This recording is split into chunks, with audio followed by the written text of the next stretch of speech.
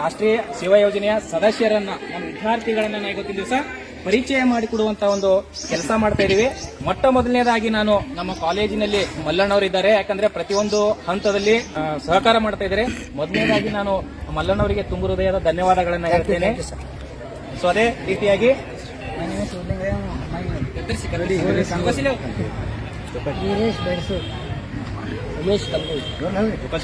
Abhishek ಕಂದಗೂಡ್, Abhishek ರೇವಗಿ, ಪೆದ್ದಗುಂಡ, Prem from Revathi,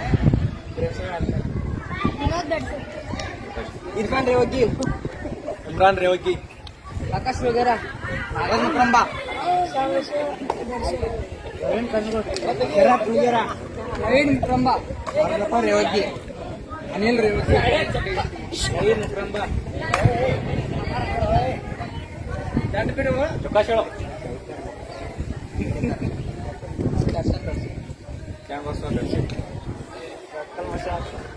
Adil ರೇವಗಿ,